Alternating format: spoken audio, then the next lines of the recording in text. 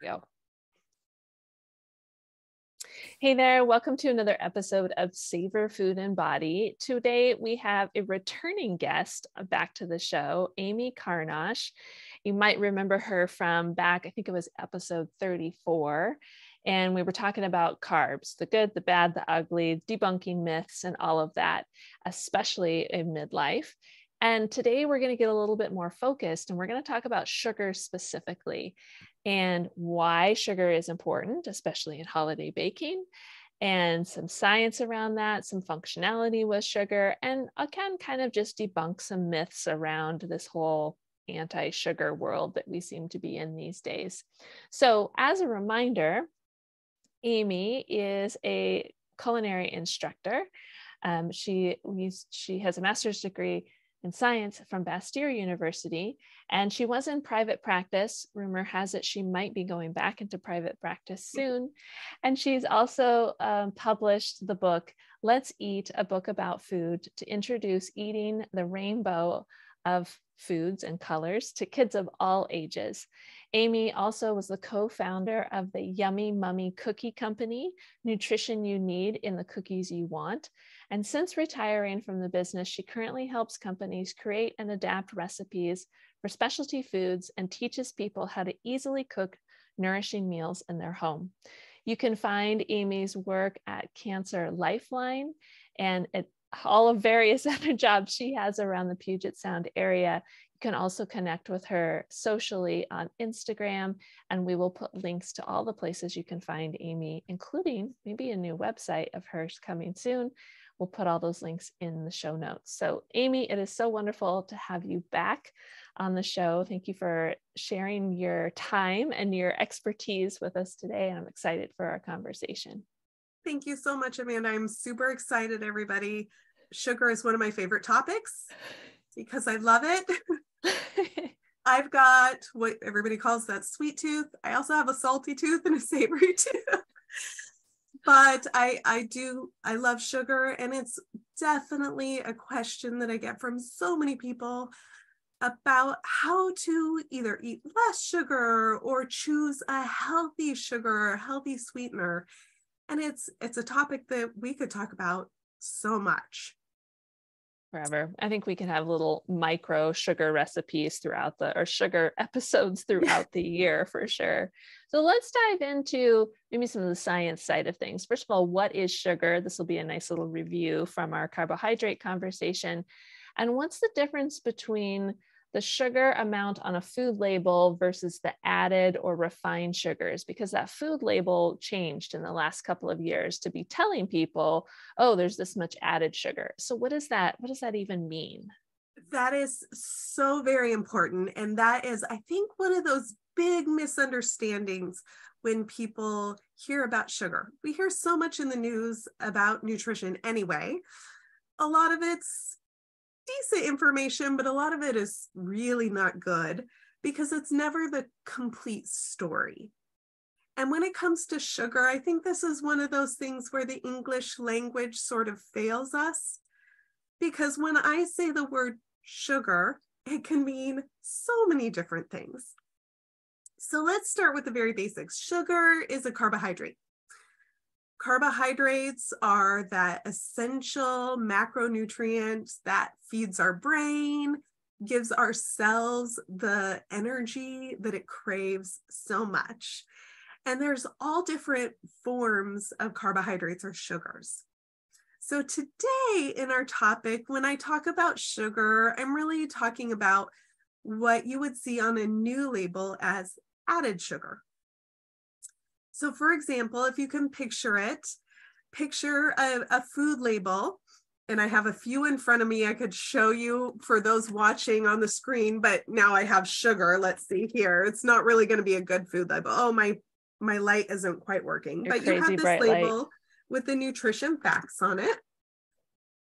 And one of those lines says total sugars. Now, if you have been taught numbers, you're looking at keeping your sugar intake to a certain amount, you might just be looking at that total sugar amount. But what does that tell you? It doesn't tell you much.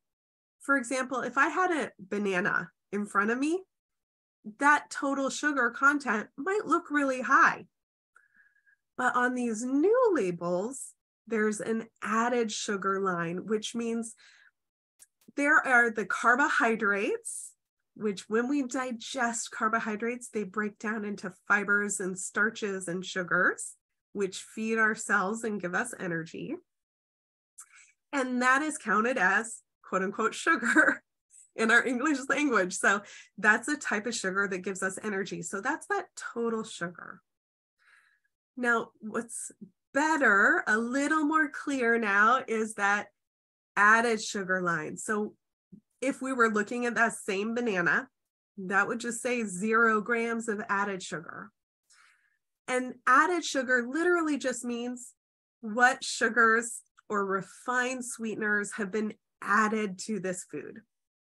So for a fruit or a starchy root vegetable, a carrot or a sweet potato or a yam, it might look like it has high levels of sugars, which are just the carbohydrates, but it has 0 added sugars if we're just looking at that whole food. And when we're talking about our bodies and how they might react with blood sugar balance or managing diabetes, it really is a lot of that added sugar that's going to affect the body.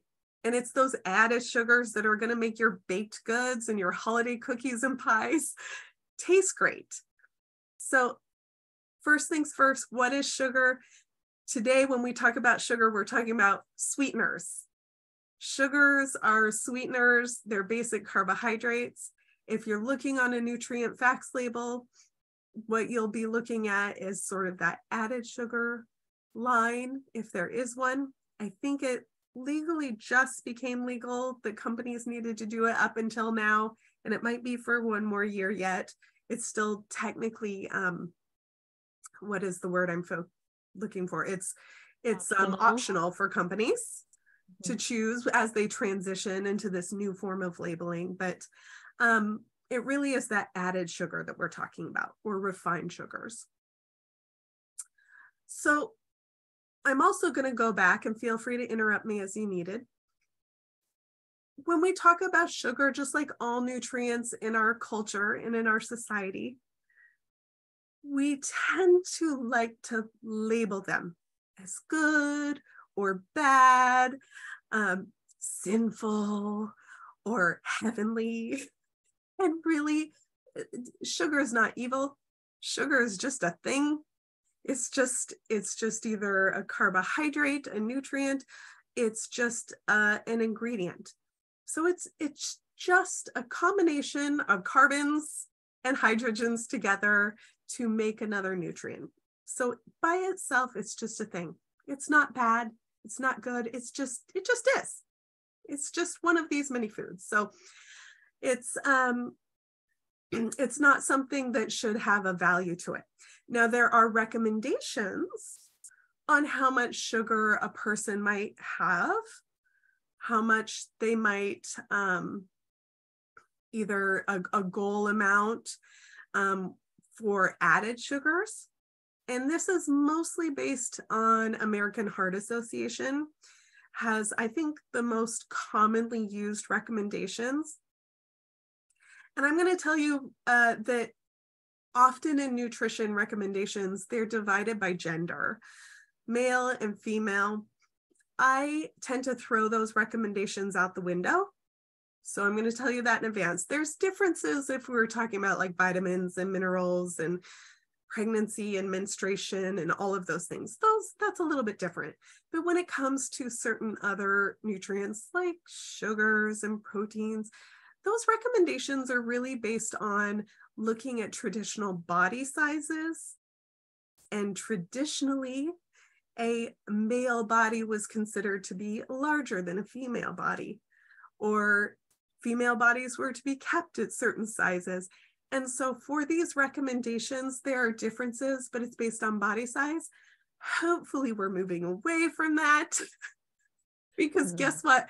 There can be men who are much smaller body sizes than women, and it doesn't mean anything about their health. It doesn't mean anything about the goodness of that person. So I'm just going to use a standard amount from the American Heart Association and forget about the fact that there's differences in gender and just say their recommendation is up to 9 teaspoons of added sugar a day is their general recommended amount. And that truly is that added. So you can't look at a nutrition label and just read grams of sugar. It only counts if it's that added sugar. I'm really glad. I just want to pause here and just say that I'm really glad that you're making this distinction and you're really hitting it home. And I love how you said our English language is a little limiting, or at least how we're using it to describe sugar, because the number of times that I have those conversations around when somebody's freaking out about eating too much fruit, Yes. and I'm like, it is not the same thing. So we really, and you and I talked about this in the carbohydrate conversation too, is that we really just get a lot of, it's not wrong information, but it, like you said, it's not the full picture. And so I think that's really important for people to hear so that we can kind of start reducing this fear factor around sugar, because even the American Heart Association is saying, hey, we're talking about added sugar. Yes. And 9 teaspoons is still a fairly decent amount. Like that's some solid good cookies there, or some chocolate or whatever. Like you you want to can put still an have it. Your tablespoon of honey in that tea, that's fine. We're not concerned. It's gonna be okay. It really is an okay amount. And the thing that I hope to drive home in all the classes I teach, these are general recommendations, right? We have literal billions of bodies all over the world, and we have to get an average recommendation. So first things first, our bodies are miracles. Our bodies do so much every day that we would never even consider. We have a liver and a kidney and all of these things that filter and clean. It's okay if one day you decide, you know what, this pie and these cookies taste amazing and I feel so great eating them, and you eat a ton. Say, I don't love to use numbers, but I'm going to do it because we already talked about that 9. Maybe you had 18 teaspoons of sugar that day. It's okay. Why? Because it's averages. It's averages. Your body is meant to feast, it's meant to famine and still thrive. It still thrives. So we don't run on a 24-hour cycle where we stop and start with how well we've done. Our body filters these things out. And as long as we're generally feeding it and we're moving our body, we're giving it the nutrients that it needs, it's going to be fine. It's going to be fine. So I love that you mentioned honey there just for a hot minute, because I think that this is one of the things. So people might say, okay, well, it's fine as long as it's a whole food sweetener, as long as it's an unrefined sweetener. So our honey, our maple syrup, agave seems to be coming out of favor a little bit. I don't see that in as much stuff or called for. I don't curious to hear your experience. The molasses, we've got this coconut palm sugar fad going on. We've got, dates and dried fruits and all of that. So if someone is, okay, they've given them, we'll call it the false sense of permission is what I like to call it, by saying it's fine if I'm allowing myself to have sugar, only if it's these sweeteners over here. So is that really a thing, to put a health halos over some of these sweeteners? Is that doing us any favors, or is that another nutrition myth? This is one of those topics we could go down a rabbit hole with every single certain thing. At the end of the day, when you're talking about an added sugar, it's a sugar. A sugar is a sugar. There's different properties to each one. For example, if I'm baking a soft, cakey muffin, I'm going to want a sugar or a sweetener that's going to give that texture. If I want a crispy, crunchy cookie, different types of sugars will give a different structural component. But when it comes to breaking down those carbohydrates and using them in our cells and our body, there really isn't a big difference. The tiny biochemistry, cellular or atomic level really of differences isn't going to make or break whether or not a certain sweetener is quote unquote good or bad. At the end of the day, they're all sugars. There's definitely benefits, I'm going to say, to certain varieties over others. But those benefits, when I tell people, okay, you could use, let's say, some date sugar in your oatmeal, and that's great. It doesn't make it a health food. Your brown sugar is brown because it has the molasses in it. It doesn't make it suddenly this earthy thing that doesn't affect the cells in the same way. So they can all provide different nutrients. I do hear agave is definitely one of those things that gains favor or doesn't. And it's totally fine. It's just another sweetener. It's just the types of things that are really popular. Certain sweeteners like, so anything ending in an OL, a sugar is considered a sugar alcohol. So this is our xylitol, mannitol, erythritol, anything ending in an OL in its name. These are types of, let's see, I think they're called alternative sweeteners sometimes, that are often used. Really what it is, they're digested differently in the body, in a slightly different area of the intestines. They're still digested. They're a different type of sugar. They act a little bit different, but they're not, again, they're not a health sugar. They're not suddenly giving us any level of superpower or angelic presence more than another type of sugar. So while you can choose different sweeteners for personal needs, for example, somebody might have a health condition. I was just talking about sugar alcohols. Because of where they're digested in the intestinal system, some people have intestinal diseases. They might be missing a section of their intestines and they can't really digest those sugars. They're going to have some severe stomach issues with those because they don't digest them. So I would say avoid them for that reason. But as far as avoiding one, choosing honey over cane sugar, because the idea is honey is more natural, it doesn't really matter. It really doesn't. What do you prefer? What do you prefer is my recommendation.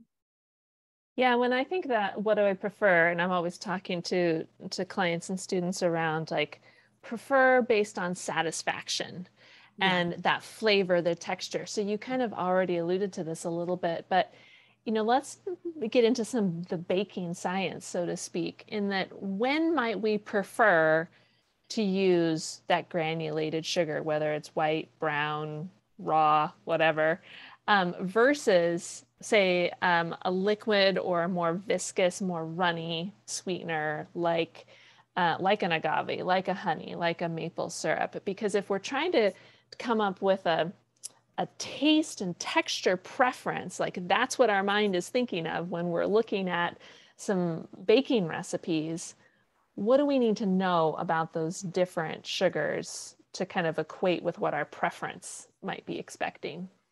Absolutely. And I love that you talked about satisfaction, because a lot of that comes down to it. I could substitute all different types of sweeteners for my one cane sugar, but if I am looking for that crunchy cookie and I'm not getting it from my alternative sweeteners, that is what sort of feeds into that like craving cycle. I'm going to keep going because you're not finding what you really wanted. What you really wanted was that crunchy cookie, and you're trying to fill it with something else that's not giving you that same satisfaction. And this is where I want to start out with saying, when do you never substitute? So there's a few times you don't substitute. So number one, it's coming upon the holidays. You're preparing for your Thanksgiving, and this is the time of year you make grandma's famous apple pie. Or, this is the way mom always made this one cake for this holiday, right? It's a special occasion dessert.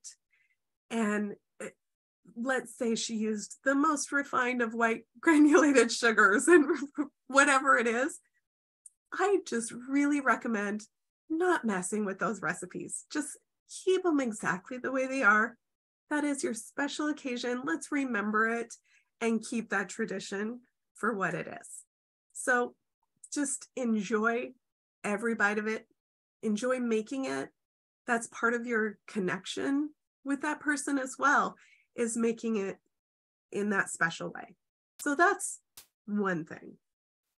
Another thing is, these are what you eat every single day. I personally love a little sweet treat 2, 3, 4 times a day, maybe. This is why we are friends. That afternoon nap time that I always usually was exactly when I'm teaching. I have to start a class when universally as animals, we all want to take an afternoon nap, but instead we say, oh, I need a cup of coffee and a cookie. These are those everyday things. It's not something specific. I just like something sweet, right? But those are things I go, okay, this is my day-to-day. This is where I can maybe aim for something that's going to give my body maybe a little more of the nourishment that I'm looking for. What is it that I'm really looking for? How can I make this, maybe a little more nutrient dense, a little more nutritious? So I'm actually feeding myself some energy versus just a spike of straight up sugar that's going to go into my bloodstream real quick. And then 15 minutes later, I'm going to feel like I need more of a nap because it didn't give me any other nutrition. So these are the things that I tend to alter a little bit more with these recipes. And you were talking about granulated sugar. So we've got our just regular cane sugar, and there's lots of different forms of cane sugar. So what we in our culture, we call sugar, which is the white granulated stuff. That's literally just sucrose. That's a type of sugar. So you could be using the refined white sugar. You could be using turbinado, the brand name raw sugar, demerara sugar. There's so many forms of sugar, or sucanat, which is just dried sugar cane juice. So there's all form of it. At the end of the day, it's cane sugar. Some of it has a little more minerals still in it, like the sucanat. If you're just listening into this, it looks like brown sugar, but it's dry granulated. And it looks like brown sugar because it hasn't had the remainder of the filter, or the minerals, any of that molasses sort of filtered out yet. But it's just sugar. It's just straight sugar. So it's called sucanat most commonly, which, by the way, just stands for sugar cane natural. SUCANAT. I didn't know that. That's cool. Yay! Something new. It's one of those, why did they call it this? Yeah. They call it sugar because our English language already took over sugar for many other words, even though that's all it is sugar. But it's sucanat, sugarcane natural, is how they came up with that name. So anything dry and granulated like that, and I do have a package of it again in my light. It's a little less obvious, but it looks like brown sugar, but if you were to touch it and feel it, it's dry.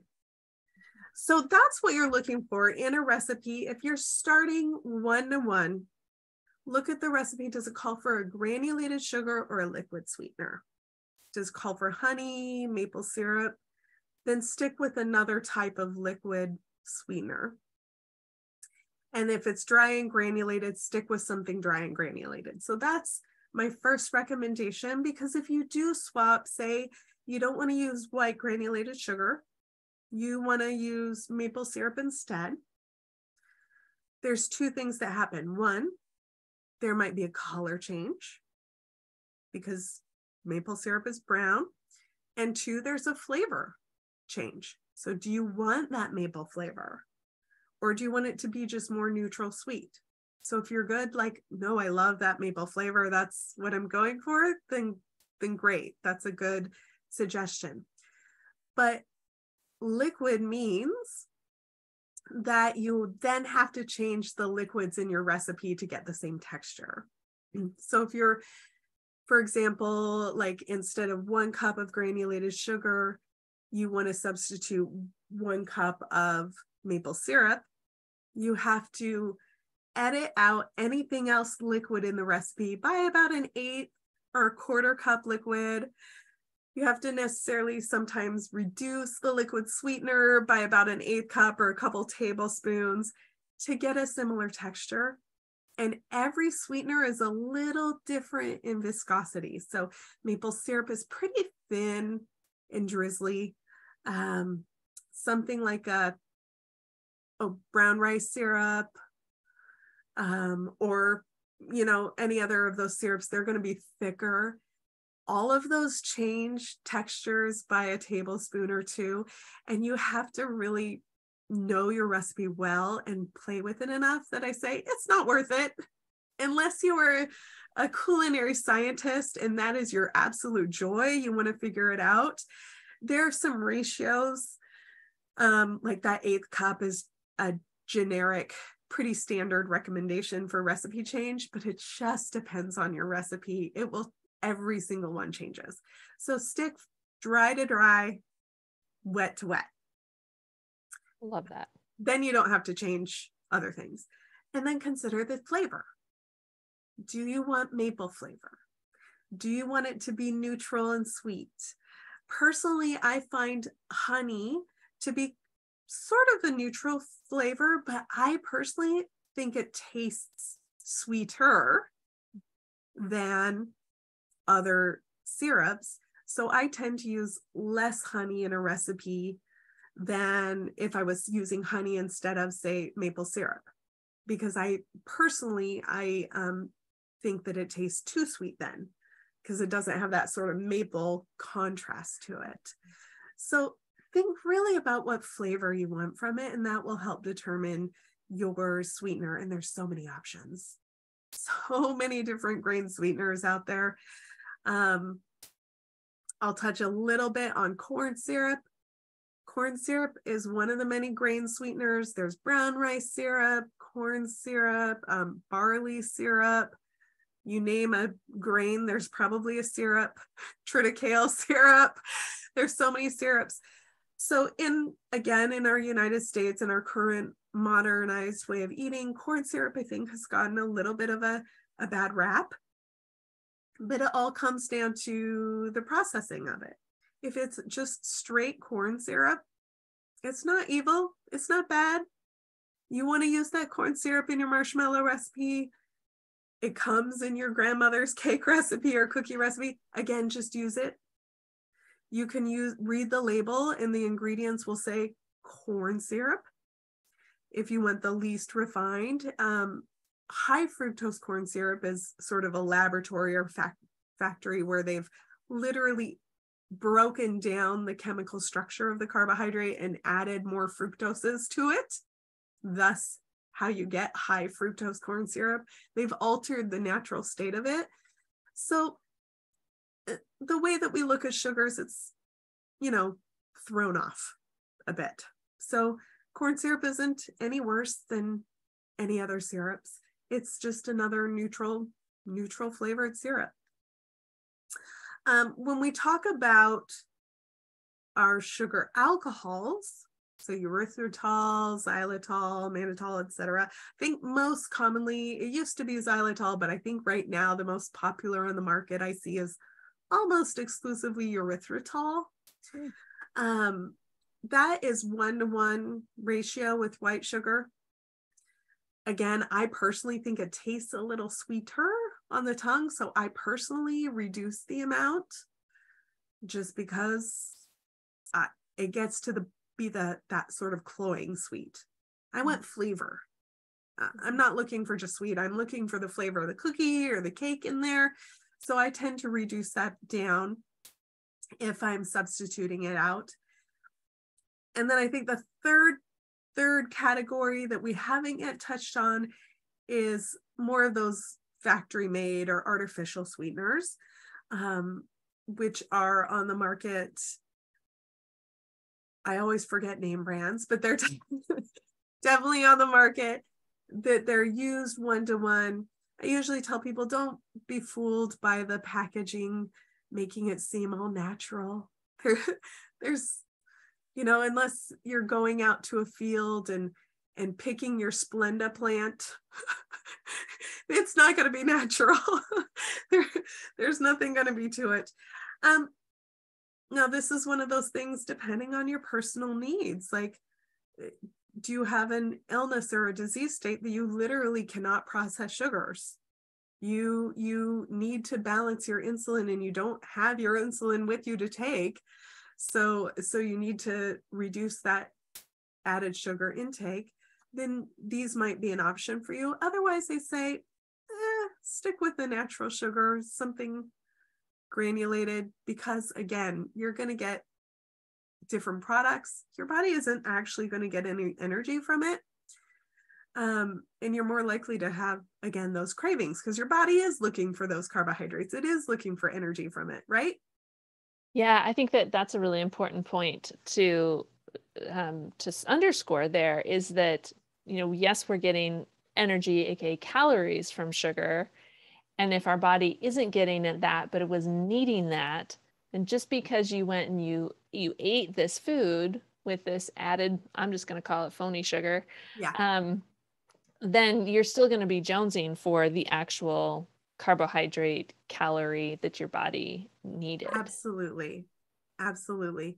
This is one of those, we already touched on the fact that a lot of nutrition studies, they get a portion of correctness in them.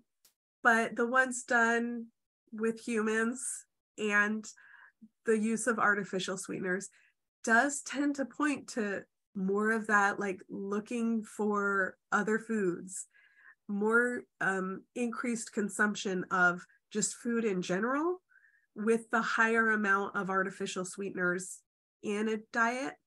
And I think a lot of that truly is your body is, you want something sweet, your cells are asking for energy in some form. And if we're giving our bodies the sweet taste without any actual energy behind it, we're going to still be looking for something else. Your brain is literally saying, feed me, please. And those don't give your body anything, any sort of usable energy. So those are ones that I do say, if we're going to throw some out, we can throw out the phony ones. I like that term. Yeah. And to kind of piggyback on for the episode that we did with Lisa Crawford and baking, and for folks that are listening, that was in the beginning of November. And we ended that episode with her sharing her experience with blood sugar and a little bit of this, well, what about the baked goods and the carbohydrates and blood sugar? And so even if someone has insulin issues or insulin resistance and has blood sugar concerns, they can still have these regular straight up sugar, but it becomes more of a balancing act rather than a leaving out act. Yes. And so if we're going to have that cookie, we're going to have that cake, no matter what type of real sugar, we'll just say, not the chemical ones that you were just talking about. If we are going to have the real deal, then can we have some fiber with it? Lisa used that example of, she'll have some nuts when she has her cookie, or she's munching on a scone as she's baking off or whatever. And so can we add more fiber, more fat with that eating experience to help that body figure out how to do the balancing, rather than trying to subtract and try to use some chemicals, or try to use something that's not, it's not even doing a very good job pretending to be what it's supposed to be. And that's exactly it. If we're looking at how our bodies feel, because that's what I'm asking people, how does your body feel? Has your brain got energy from it? What does your body need? Do you feel satisfied when you eat? Especially when you are balancing that blood sugar. If I am drinking a straight beverage that is sweetened, and I believe that's where our modern eaters get most of their pure sugar is from our beverages. You're not eating anything. You're just drinking a sugary beverage. You're not necessarily going to feel great. You're going to feel like you need something else later. You might get a little jittery from it because there's nothing to regulate that sugar. It is literally just ready to go to the bloodstream. So eating it with a meal, having those nuts or seeds or just something there to balance is so important. So very important. Thank you for that. The one other natural, we'll just call it sweetener, we can't call it sugar, that I get people asking about and that we should probably touch on is stevia. Yeah. So where does stevia land in this whole picture? So personally, I love stevia. I'll say that straight out. And there's another one that's really common right now that's monk fruit sweetener. And I'm put them in the same category. And I want to be really clear when I talk about monk fruit sweetener. It should be a powder. It might be found in the supplement section. It is not generally what you find in your baking section. I encourage you to read the food label because so many people think they're getting something called monk fruit sweetener, but it's really just erythritol flavored with monk fruit. In fact, I have another package. Interesting. Okay. Says monk fruit sweetener, but this is where you have to, turn it over, look at that label. Oh, my light, I was trying to adjust it there. Looking at that label, forgetting the nutrition facts this time, but looking for ingredients. And here it's erythritol. It's very blindingly bright, but I can promise you it says erythritol and monk fruit extract. So even though this bag says monk fruit sweetener, it's really just erythritol again. So I get questions about monk fruit a lot. So if you truly have real monk fruit or stevia, and I do have stevia here too, and people might go, wait, what? That's not stevia. That's parsley, right? Yes. These are just plants. And stevia, you can see a little bit easier because I actually have it here. This is dried stevia. It's a plant that looks a little bit like oregano, if you can imagine. It's like a little green leaf. And when you eat it, it tastes very sweet. It's actually fantastic. I love to have a fresh stevia plant.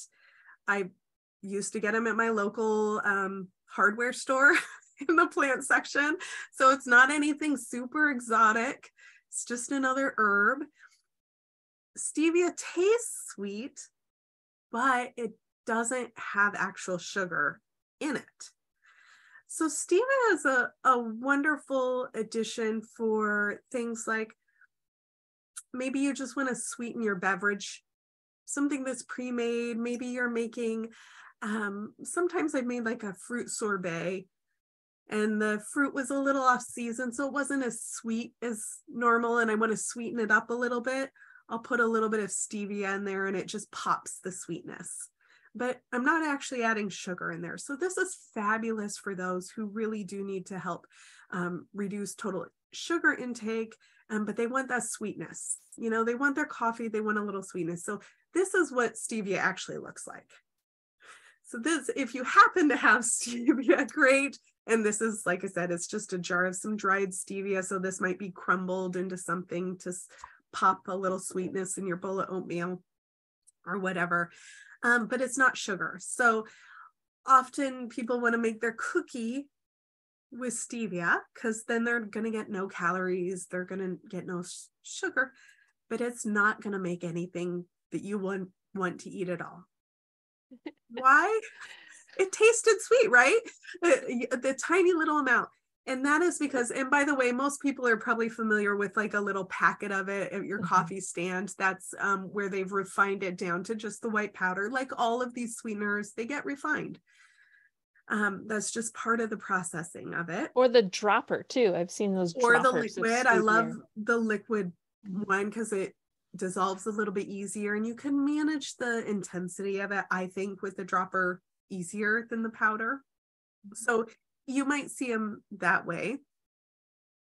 But the taste level, so the assumption is, so if you were to take an entire cup of white granulated sugar and get that sweetness level on your tongue, the equivalency with stevia would be 1/16 of a teaspoon.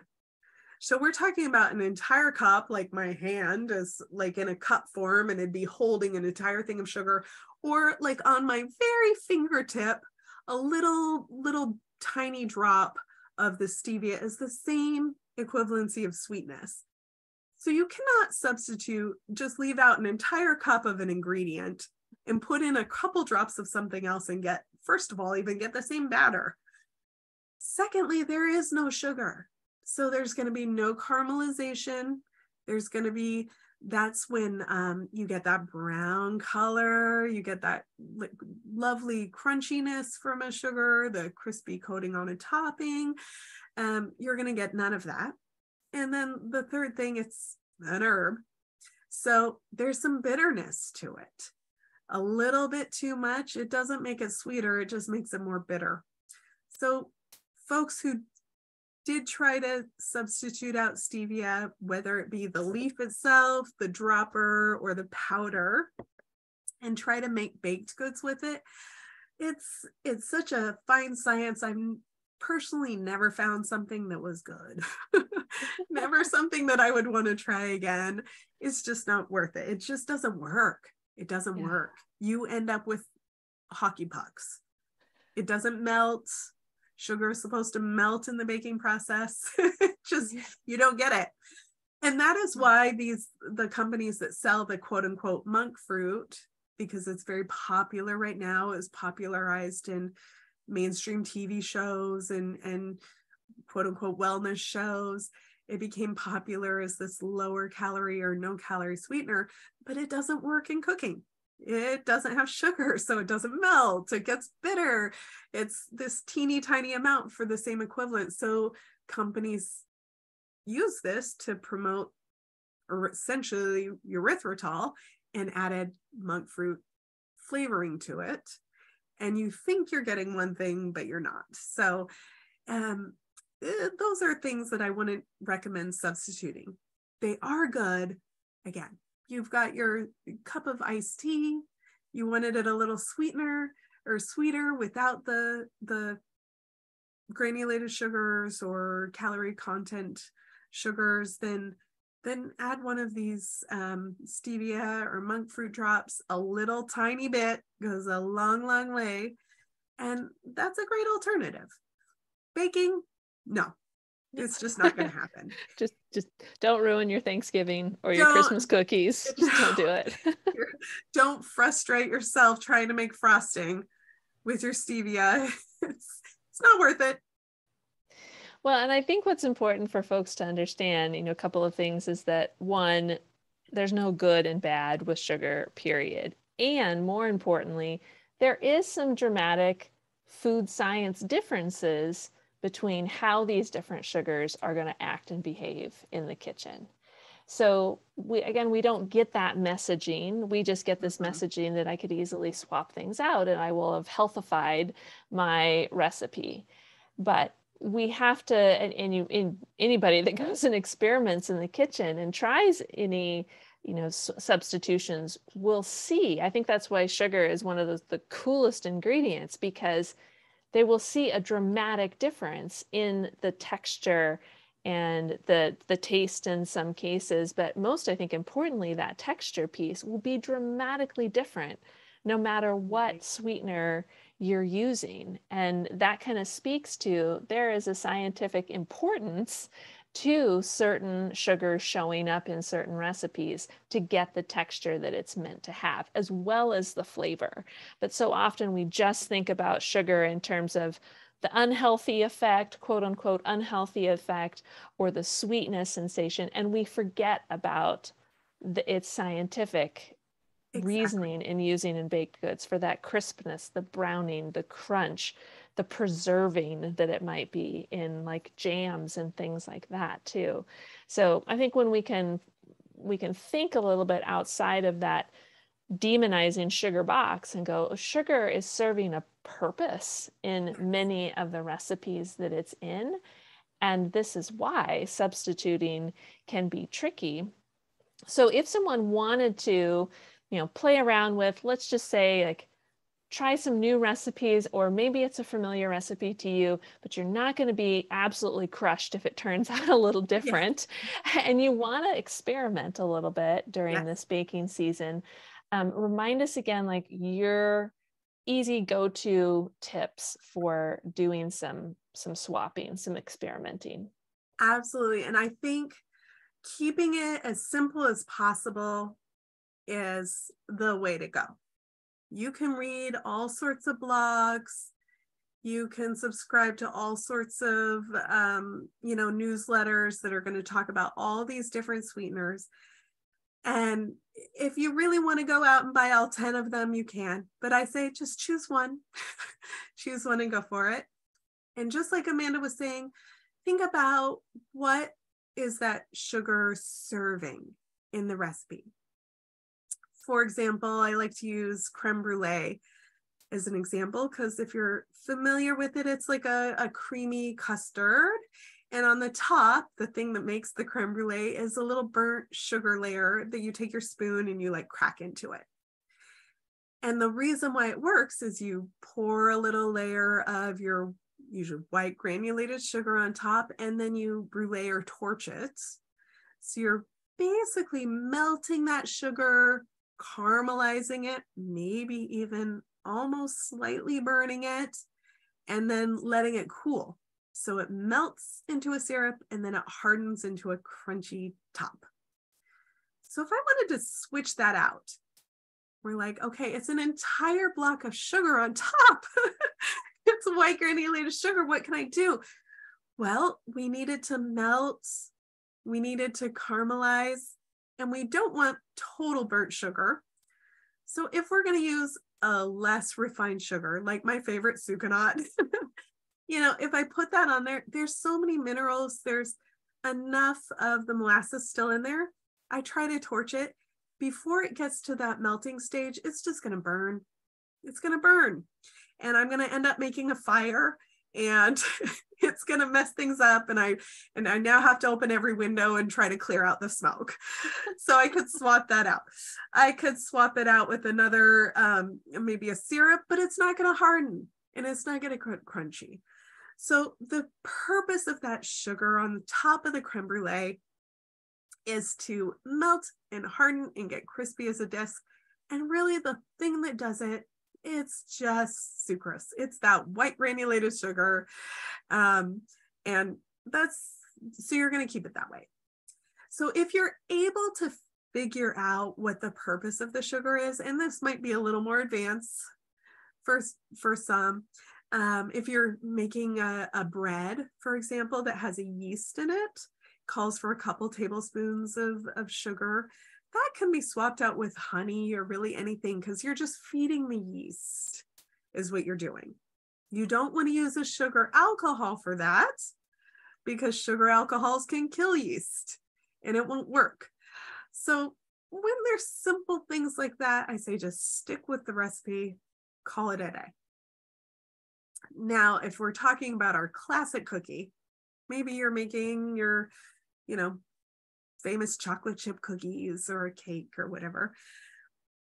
Again, I like to just keep it simple. Usually those recipes call for a white granulated sugar and a brown sugar, or just one or the other. And I'd like to clear up the misconception that brown sugar is healthier. Brown sugar and white sugar are literally basically the exact same thing, with just a little different color and moisture. There's swapping brown sugar for white sugar doesn't give you anything healthier. You're not giving yourself a multivitamin by doing that. So really the reason why both are used in a cookie recipe is because they want a little bit of moisture from the brown sugar, but not too much. They want to still keep it a little bit crunchy, but a little bit of softness to the recipe. So with those sorts of recipes, I just say, you know what? Go for your regular sucanat, the sugar cane. It's still got the same amount of calories. which means it's also going to give your cells the same amount of energy that the others do. But because it hasn't been refined down, it does still have a good amount of minerals. For example, around a teaspoon of the unrefined sugarcane still has about 10% of your iron needs per day in a teaspoon. Oh my gosh, like there's so much iron, there's magnesium in here. So what I'm telling you, this doesn't make it a health food. I'm not encouraging you now to eat a spoonful of the sugar for your iron needs. But it's going to give you something a little bit more than just that straight up sucrose, right? Your cells or your digestive system is actually going to have to break out some of those minerals from those sucrose molecules and manage that a little bit more than literally that sucrose going straight into your bloodstream. It's already pre-digested. There's nothing left to it other than the chemical sucrose. So your body doesn't have to digest it really. It's going to give your cells that instant energy and a little bit of that almost instant letdown, depending on what you eat the it backside. with. Yes. So again, this isn't necessarily health food, but there's that addition, right? We haven't stripped out every mineral. What it's not going to do, it's not give you a bright white angel food cake because it's that brownish color, right? And this can be used for white or brown sugar or both. So save yourself the hassle and just get the one. The other thing that I also find is that most general recipes, and I'm really talking about our general gingerbread cookies or chocolate chip cookies or, basic chocolate cake or brownies or whatever it is, the amount of sugar used, it really is, it's a dessert. It's meant to be a dessert. It's meant to be sweet. And the amount of sugar can be cut. And I have baked for a very long time. I am proud to say that my initial education in baking actually was before I even reached the age of 10. I was in 4-H cooking. When you come from a rural area, 4-H is a very common thing. So we were in cooking kitchens, experimenting with different recipes. And I found from a very early on that you could almost take off up to like a quarter of the sugar in a recipe and almost not affect your recipe. Now, this is what I'm talking about with your cookies, your cakes, where there's multiple ingredients. You have flour, you have eggs, you have sugar, you have butter, then you might also have other flavoring agents in there, but there's multiple ingredients in it. If your recipe calls for a cup of sugar, try 3/4 cup. And almost always, you're going to get the same texture. You're going to get a very similar flavor, but there is slightly less added sugar. If you personally find that on that average, on the day-to-day, that's what you're going to, and you're not being ever satisfied, but that's your joy center is sweet, then still make sweet, but maybe slightly less and give it a try. And it's almost what I do for if I'm getting a new recipe from somebody, I almost always take a couple tablespoons out from the recommendation and don't notice any difference. Now that is a difference. However, going back to that creme brulee, sugar is the only ingredient on the top.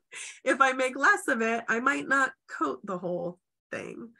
Or if it's a 2-ingredient, if it's a meringue, for example, egg white and sugar, you might not get the same dryness or crispness. So those, you can still alter a little bit, but not so much. But your cakes, brownies, cookies, just use a little less. And truly, you might be surprised with how low you can go. I don't ever suggest going lower than that quarter or 25% less, because that is where you start making changes. But the next time you make it, if you think, oh my gosh, those cookies were just as sweet, just as incredible, they had exactly the same texture, and I used an entire quarter cup less sugar, I can't believe it. Next time you make it, you could reduce it again, see what happens. If you're up for experimentation. That's what you have to be you have to be okay with something not turning out exactly the same if you are altering a recipe, because it is experimentation. There is a chemical reaction happening in your baked goods. So if you can, I always recommend we'll make a half batch just to see where we're at. Because if it really was unsatisfying, I don't want you to feel like, that wasn't good. That brownie was just all chocolate, not all sweet chocolate. That's no fun. Yeah. So, well, and I think too, if folks are interested in some resources to help understand this a little bit more, one of my favorite books from grad school, and it's probably ancient by now, but On Food and Cooking by Harold McGee. yes. Great for food science. And then the more recent, just looking at it on my bookshelf here, Salt, Fat, Acid, Heat. Yes. Can also have some really great, from a very like undiet approach, but just a very like, hey, here's the science. Here's the culinary science of when and why we use sugars and how they affect taste and texture. And again, going back to that preference and satisfaction, really thinking about what is going to be satisfying about having something sweet to eat right now, and exactly. how can I get that? The other thing too that I might suggest folks give a try if they want to, and this might be really fun to do during the holidays, particularly if you have kids around, is to pick just a simple basic recipe, like you mentioned, Amy, a basic chocolate chip or a snickerdoodle or something like that. Yes. And maybe take the measurements as the same, but make it 4 different times or 4 half batches or whatever, and try some different sweeteners in at that same recommendation of measurements, and Mm-hmm. just see what happens. Yes. And that we did that in grad school, and it was eye-opening. In fact, we did it at 21 Acres too with Lisa Crawford, and it was so cool to see the different textures, and you get to taste those different textures all right there. And it Yes. only takes doing that experiment once. You're like, okay, cool. I like this texture with the honey, or nope, I like more crunch. I'm going to go with the granulated with this one. And that can really be an eye-opening experiment to do for sweetener, I think. I think actually the holidays, if you're having friends or family over, or you're going somewhere, it's the perfect time to do it. Not only is it fun, or it should be fun, hopefully it'll be fun. Yes. But it's you can make those snickerdoodle cookies 4 different ways, with the white sugar, with the sucanat, with honey, with maple syrup, whatever. You're still going to have 4 sweet cookies. You have little tasters out. It's something to talk about. You might discover your new favorite cookie, right? Little did you know the maple syrup snickerdoodle was an experience you needed. That sounds And amazing, actually. yeah. So we're gonna go do that. And it really can teach you so much in that one time. For those who maybe do classic cooking or are new to cooking, because it really is a science when it comes down to it, with the baking, with that chemistry reaction of what the sugar is doing. And whether you ever so slight, if you're going to reduce, do it very, very minimally, because we want a classic outcome of the cookie to compare it to. But you will be able to, like you said, see, oh my gosh, I can't believe how much of that sweet honey flavor came through. I didn't realize, like, this is now a honey cookie. Or I thought that the syrup would make this crispy cookie because it spread so much, but it actually became almost like a muffin because there was such a moisture content in it. So doing that with 3 different sweeteners, use what you have already in your pantry, maybe invest in 1 extra, or two. Ask your neighbor if you want to each do 2 different ones and swap. It can lead you down the path to knowing how in the future your apple cobbler or your pie or your cake, anything else you're going to make.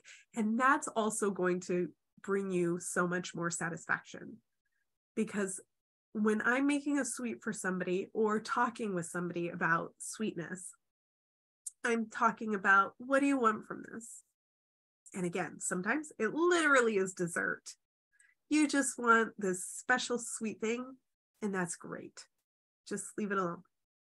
But if you're like me, that 2-3 o'clock time period, what we really need is a nap, but we're not going to get it. So our brain is like, I need some energy here.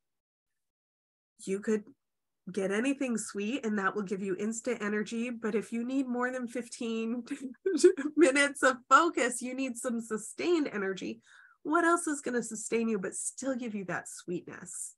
Mm-hmm. So do you like, chocolate chip cookie with dark chocolate? Right.